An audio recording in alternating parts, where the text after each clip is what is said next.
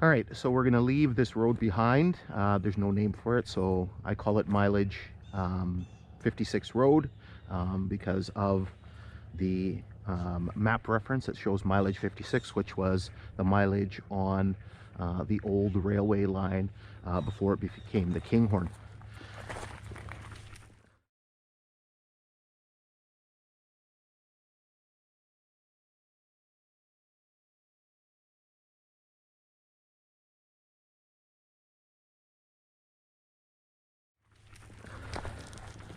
All right, Luna's ready, so we'll get going here.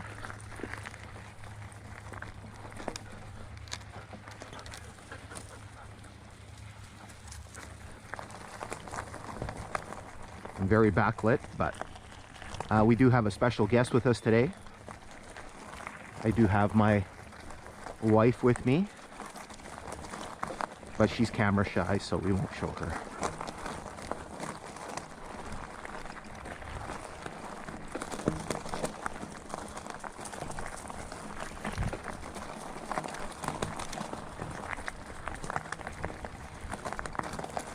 So one of the unique features about this area is kind of the geography. So we are continuing with what used to be an old outlet of Lake Nipigon. And so what you're going to find is a lot of sort of sandy soils.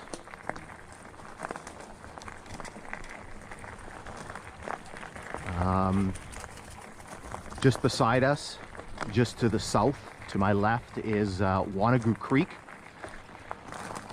which flows out of Wanagoo Lake, and then it's going to mesh with the creek that is our destination, which is Cache Creek, or as it was originally known, Gash Creek. So again, you're going to find lots of sandy soils, and you're going to see that coming up in a little bit. You're going to see lots of particular types of vegetation, so lots of jack pines and things like that, and lots of, at least in this first part here, lots of embankments. We're up on a pretty high one right now. And at the bottom of some of them, some pretty substantial culverts, lots of older style ones here, lots of the old segmented concrete culverts.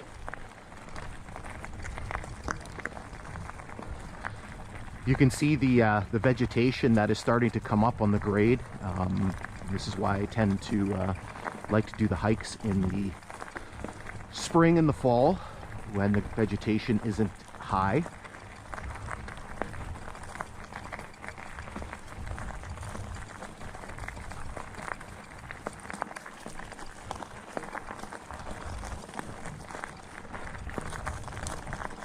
We find old things like track plates and stuff here.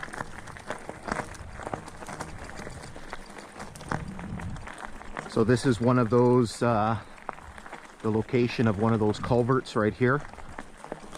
Not sure if this one has a marker on it. I know some of them do.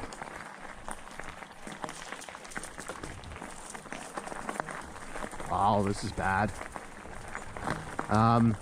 We saw this a little bit further to the west in the springtime.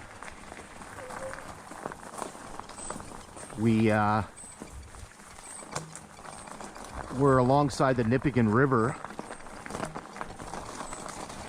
going towards the Nipigon Bridge, and we saw this same situation here where obviously there was a wet, heavy snowfall and it bent a lot of the vegetation on top of the grade, which is sort of very unfortunate. You can see here some of the wild pin cherry trees are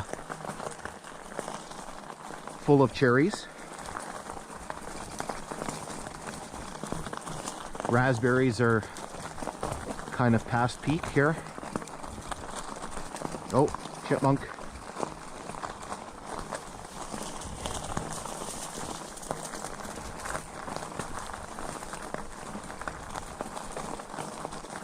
Yeah, this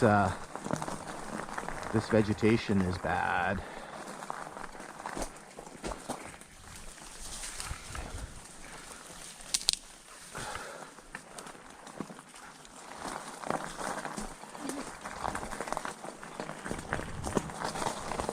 Again, this is unfortunately what happens when nothing is being maintained and you have the encroaching vegetation.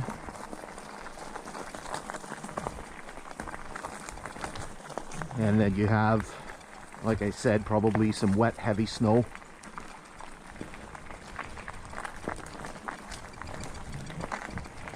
And again, I know it was this winter because we were literally here in October. Luna's all excited. We haven't done a railway hike in a while. So here's another culvert here somewhere.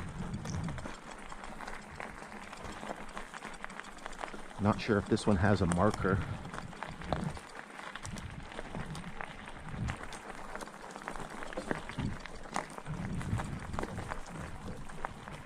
I thought they all did.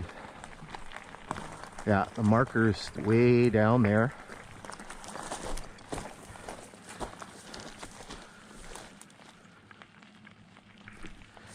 Not sure what the mileage is on this one. 106.45.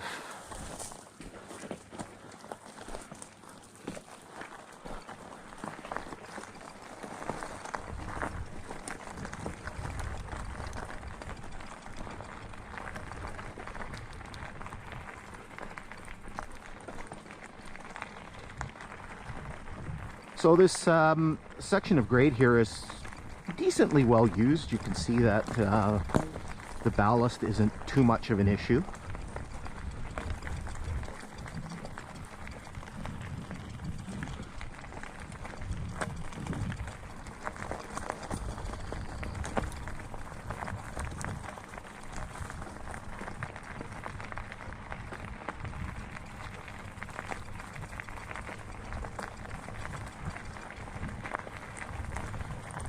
This second camera, the mount on it, the gooseneck mount, squeaks and it drives me crazy. What happened here? Again, just all that, you can see all the vegetation's just all bent over. Now this was, this section was a lot more used. You can see, look at all the trees are just all bent over. This section was a lot more used. People would drive from here, so basically you could cut across from here, just north of, I guess northeast of Nipigon, and you could cut across and end up over by Cameron Falls, which is north of Nipigon. What's happened is there's a washout that is formed just on the other side of the Cache Creek Trestle, right before the start of the siding at Hogarth. So again, this is the mess that you end up with here. Look at this. This, like I said, this is all new.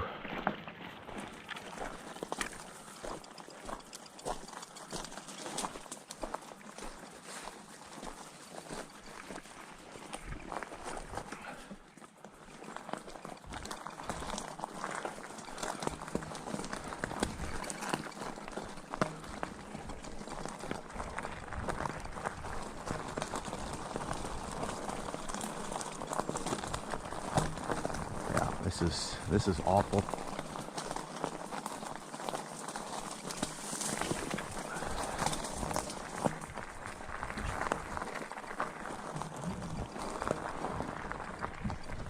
And it really was a very, very clean section of grade. Like I said, people would drive their vehicles. So actually on the other side of the trestle, closer to where McCaskill siding was, you could actually see people had cut back the brush.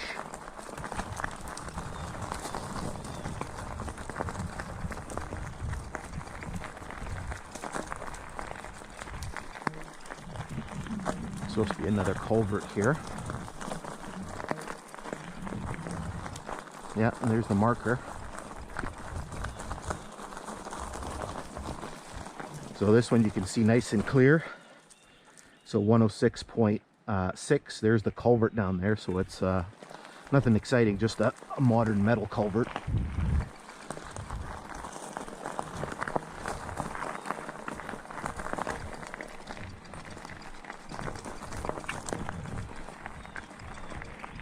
So that means shortly we're going to be coming up to where milepost 107 was, and there's kind of a neat feature there. Again, here you can see all of this mess that's been sort of created here.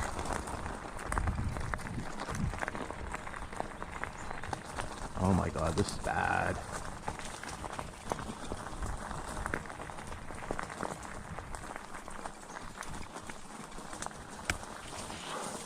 So what you have is you always have all of these alders and birch and poplar that grow up beside the grade, and you can see that the snow has just pushed them all over. And you can see what's happened in the past is people have cut them back, but obviously that hasn't happened recently. Wow, this is brutal. This definitely was not like this when we were here in October.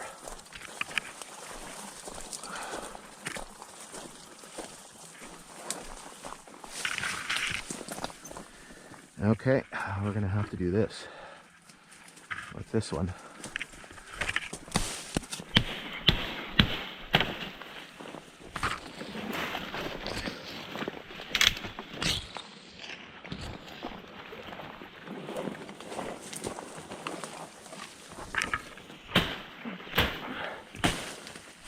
Not to hit the dog.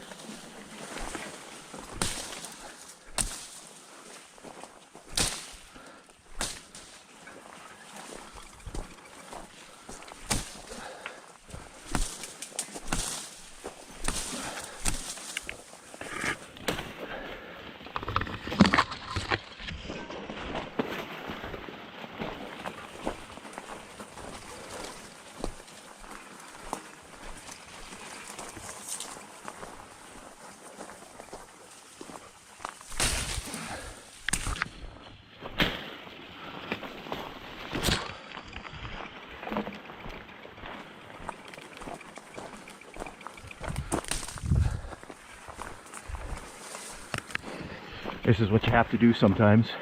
So this is what we were doing in the springtime there, just west of here by Nipigon.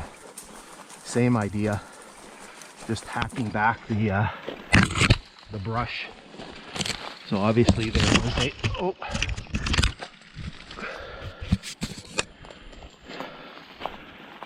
wet, heavy snowfall at some point.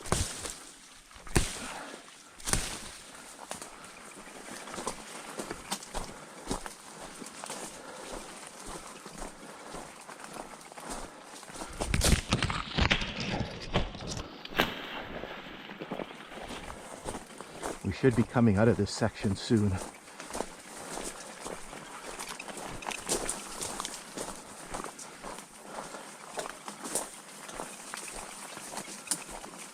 All right, let's replace the K-bar, and we're going to hold up here for a second. Check the battery, check the camera, make sure there's no water on the lens, and then we'll get going again. Okay.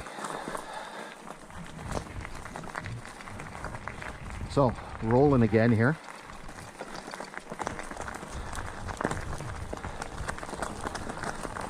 What the heck was that? That was a big bird. Hawk or an eagle. All right, so we're coming up to another culvert here. I think this is the last big one, because we got to be getting close to 107. You can see that's a big embankment here. So again, just the nature of this area. So just essentially an old sort of floodplain, and again, just lots of sand, Lots of little tributaries flowing down to Wanagoo Creek. And so here you can see the milepost marker. You can see it very, very clearly. 106.91. If you listen carefully, you can hear Wanagoo Creek running. So this one is a concrete culvert. So one of the old style segmented ones. I'm not sure when those ones were put in. So that means just up ahead here is milepost 107, and there's actually something kind of neat there that I'm going to show you. Unfortunately, the milepost marker is nowhere to be found.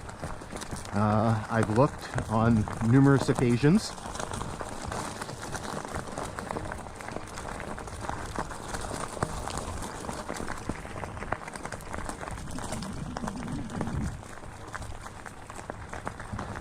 We'll see what kind of mess is in here with all of these trees bent over.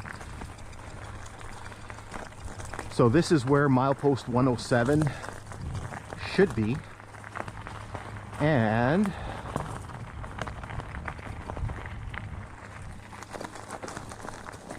let's see if we can find our point of interest here. Oh my God, this is terrible with all of these branches bent down. So what we have right here somewhere,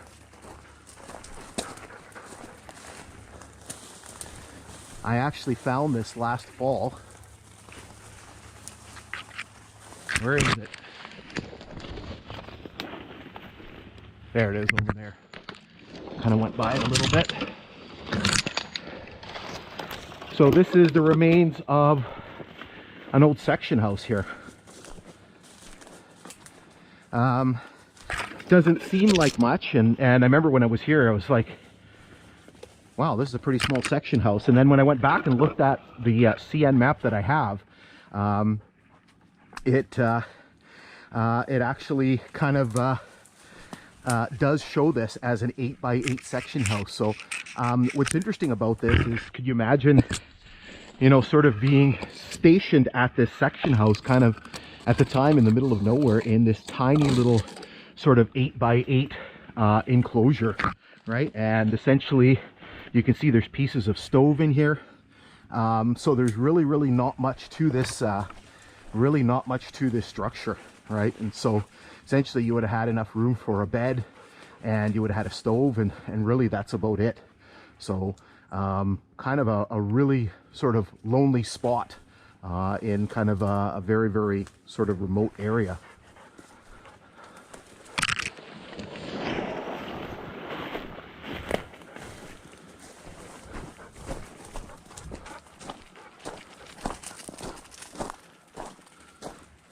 So again, milepost 107 should have been here somewhere, but nowhere to be found. All right. Man, this is bad. This winter really did a number here.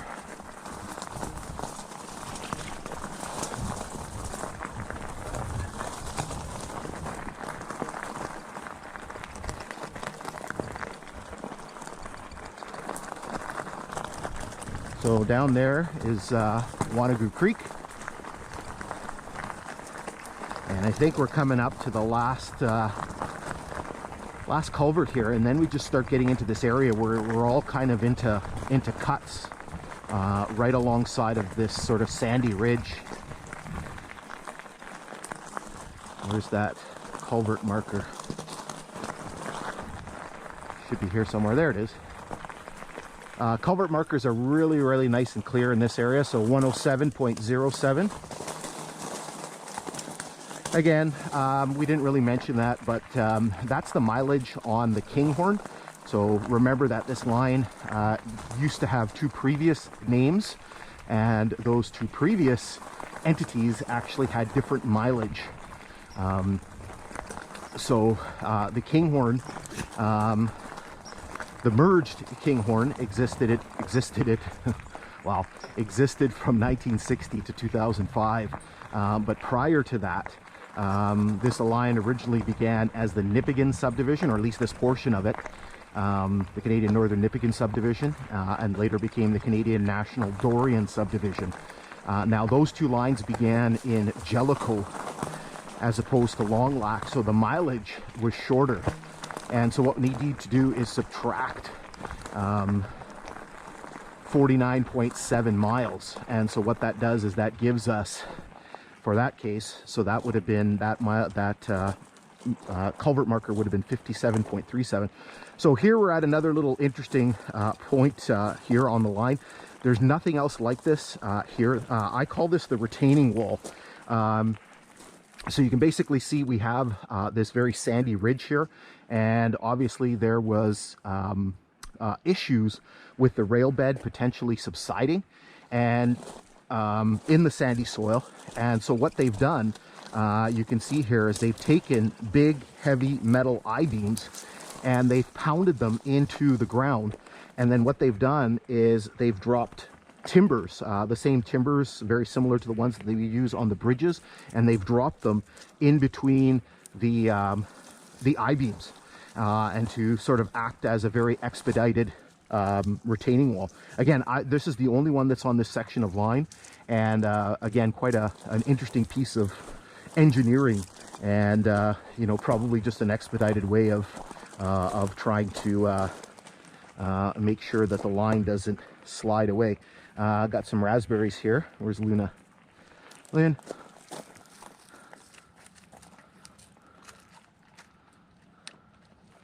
Luna likes her raspberries. Okay, let's keep going here. So again, now we start getting into this area here where you can see all of these cuts, and you can see all of this sort of sandy soil on the north side of the grade. And again, just sort of speaks of that sort of old floodplain geography where you get all of this sort of sand, and in the sand you're going to find very sort of interesting growth. So lots and lots of jack pines. So these are all jack pines here, and you're going to see more of them.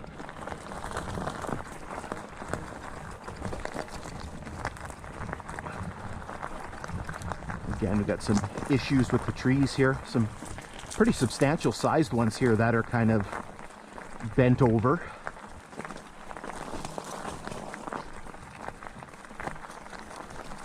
And again, this is just what happens when you get sort of those wet, heavy snowfalls that happen periodically. Particularly early in the season here, you can see lots and lots of raspberry bushes.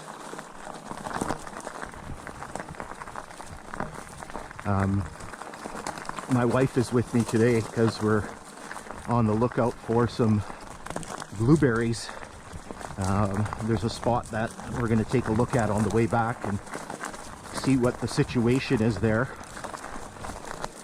If there's any blueberries growing up.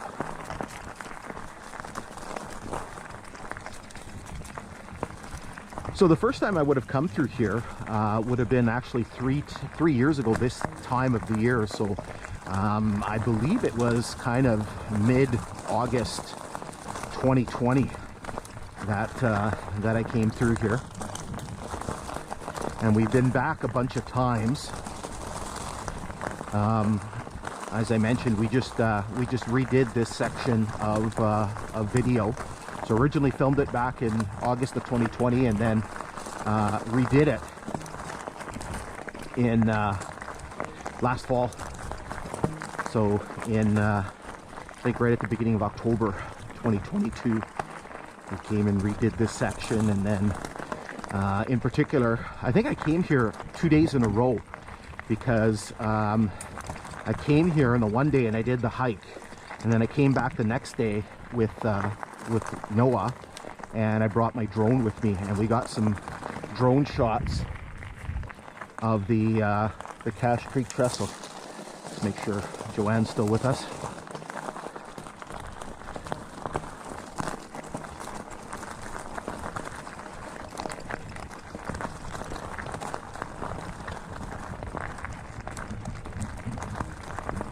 So again, you can just see that that vegetation is really starting to grow in and encroach. I mean,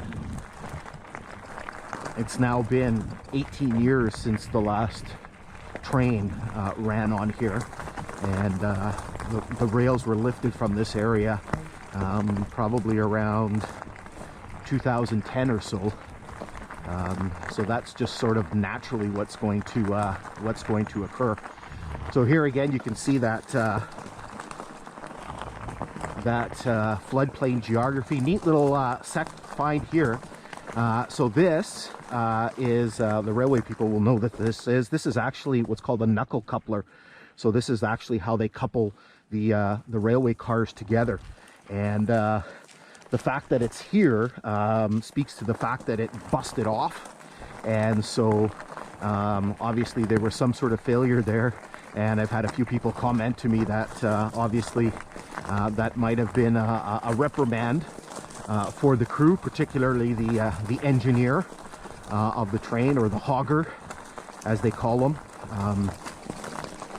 because sometimes those failures can cause when the cars are jolted too much, and then they're under stress, they're under load, and it basically causes those knuckle couplers to snap. So again, here you can see that the makeup of the trees that I was talking about. So these are all jack pines here, which is a very, very common species here in northwestern Ontario.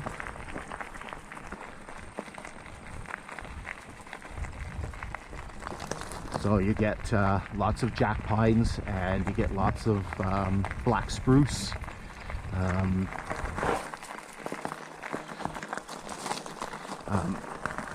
You do see the odd occasional white pine. White pines weren't particularly prolific in this area. A little bit further to the south, the white pines like a certain type of geography.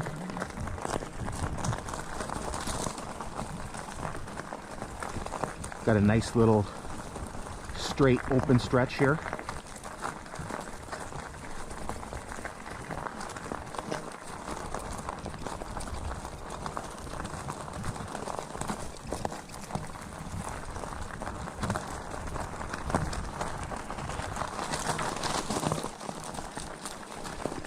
Ballast is a little thicker here.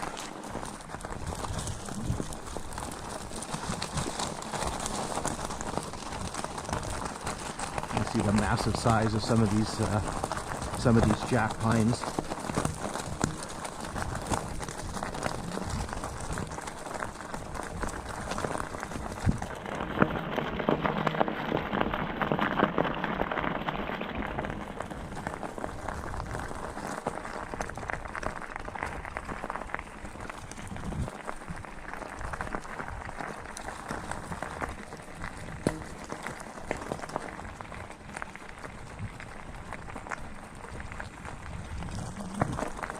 So because of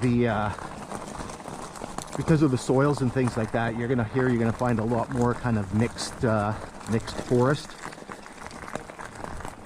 So you're gonna find plenty of poplars, you can see, growing alongside here, poplar and birch and alders, so a lot more leafy trees.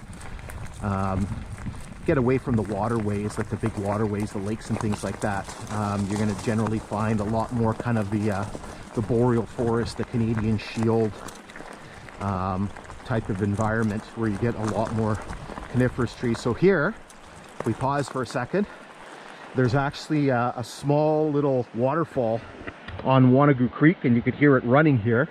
And maybe what I'll do is, the first year I was here, I actually ran down there and went and took a look at the waterfall, and so I do have a little video of that, so I'll throw that in there.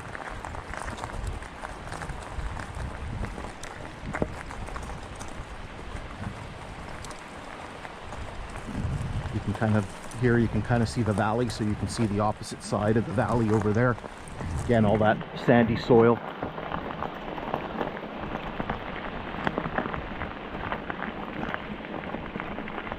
It actually is quite a beautiful area.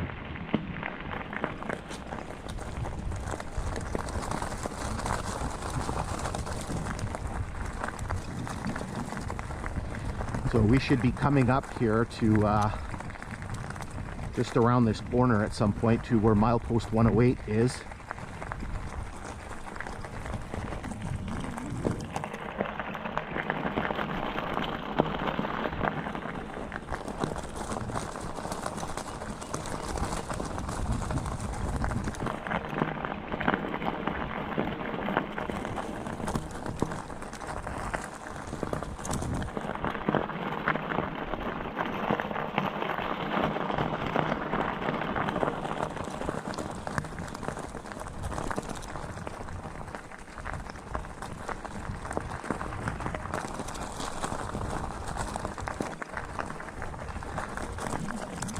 Still cruising through all of these cuts here.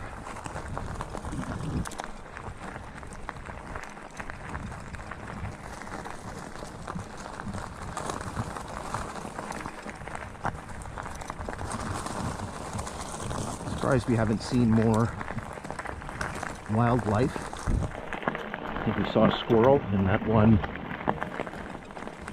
hawk or eagle.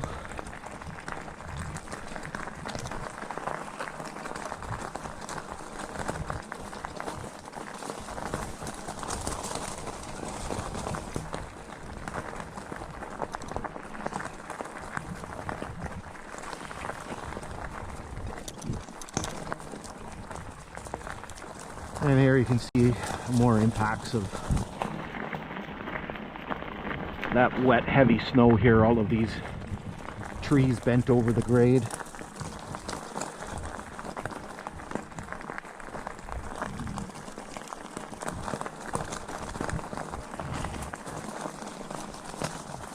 Ugh, this is messy.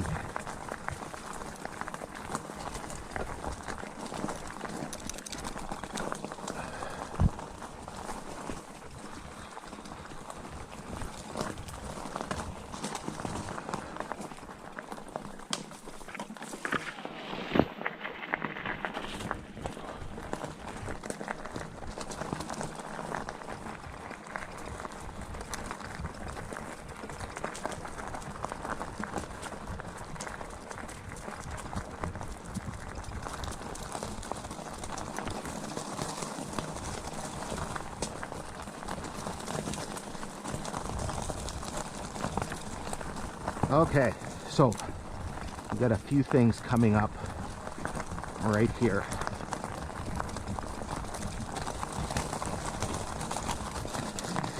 So right at this corner coming up here is close to where milepost 108 is located. Not sure what the marker is here for. So, bunch of stuff. Okay, so we have milepost 108, that's here. Now, you'll notice this trail that goes up off to the north, to the right. So just up there, and you can actually see this very, very plainly on Google Maps, on satellite images. There's what appears to be an airstrip. And so kind of doing a little bit of digging, as it turns out, basically what's here is in the late 1930s, they established passenger service across Canada. And what they did was they built a series of emergency airstrips along the northern CN line. Every so often, every 100 miles or so, in case the planes had to make an emergency landing. Now, what I think they did is they built a few coming down towards Thunder Bay, because there is one near Jellicoe, and then there's one here. And then obviously the next 100 miles would probably bring you into Thunder Bay. And so for a couple of years, or at least a year, right at the end of the 1930s, there was a stop here. So milepost 58.3, and so I'm guessing that was attached to the construction of that airstrip. Now around here as well, there should be, maybe hiding in the brush here, there actually should be a flanger sign. There it is. So you can see the sign here. Now, I'm not sure if this flanger sign was for that stop over there, or if the flanger sign was taken from the bridge that's just up ahead here. I'm not sure where that came from, but it does seem out of place. Again, I don't imagine there was a flanger sign for here, so they may have been the one taken from the bridge. Again, milepost 108 is supposed to be here. Nowhere to be found, so not sure where that ended up, but anyway, what we're going to do is we're going to continue here in a second, and we're going to make our way down to the bridge.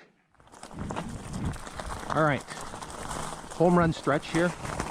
Last 4/10 of a mile before we get to the bridge. Again, you can see the mess that winter has created. All of the poplars and alders and things bent over the grade.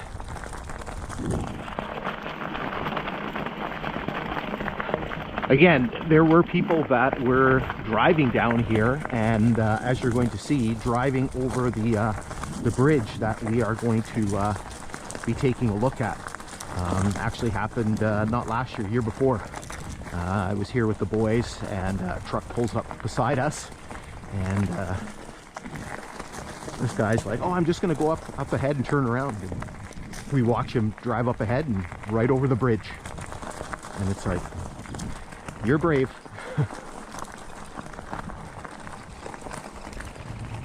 Obviously somebody's been through here, because the branches have all been cut here on some of these trees.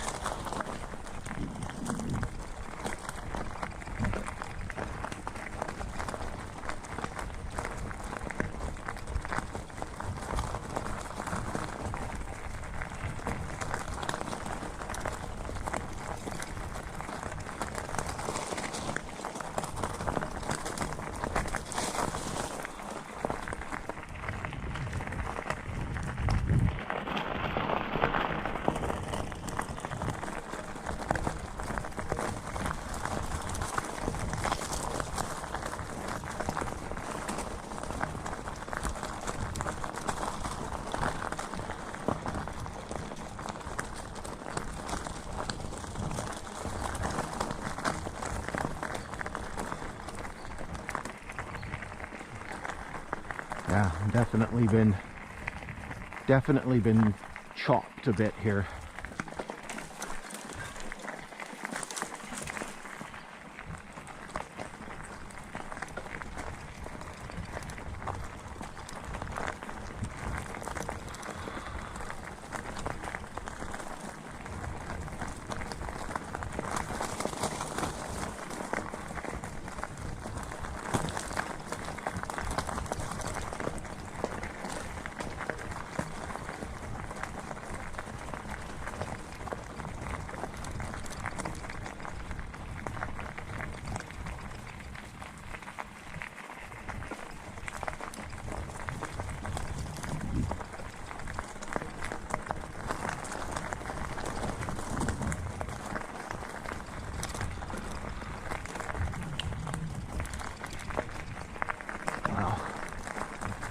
What a mess.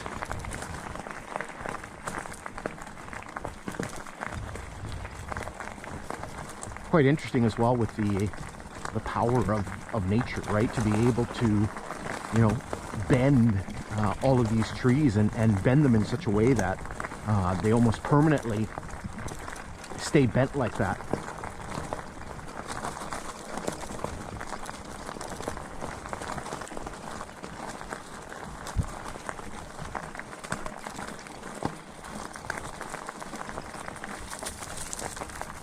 What the heck did she see?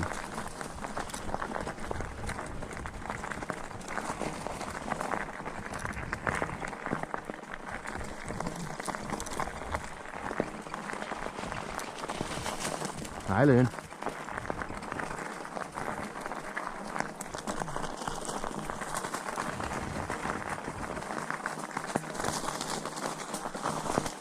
All right, so we've arrived at our destination. So this is known as the Cache Creek Trestle. Actually, somebody pointed out to me, probably more appropriately, it should be called a viaduct, simply because of the design of the bridge itself. Just the way the spans are kind of lined up and such. So it is more in a viaduct type of fashion. The name is also different, as I mentioned, because it's Cache Creek is kind of, I don't know if it was somebody changed it on purpose or if it was mislabeled, because when you look at old maps, and maybe I'll flash that up here, there's a few old maps that actually label it the Gash Creek Trestle, or Gash Creek with a G. You could see the milepost marker, so 108.4.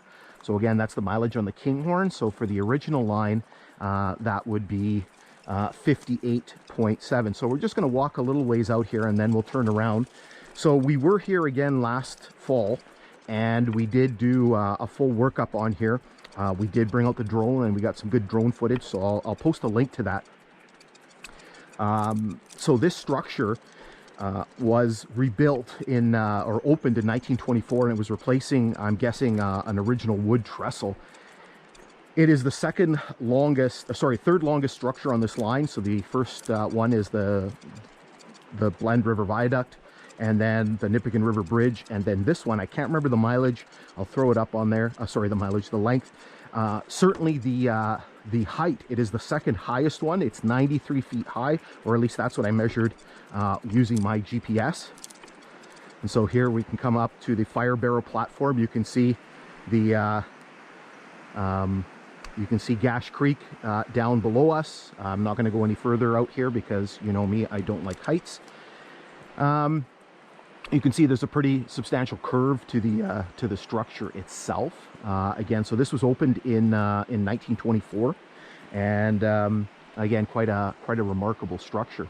So anyway, this brings us to the end of this little sort of mini exploration. Hopefully you've enjoyed kind of our little journey from Mileage 56 Road all the way over here to the trestle itself, or the viaduct. And again, make sure you check out that video where you can kind of see a little bit more information about the viaduct, and certainly with those drone images that we were able to capture.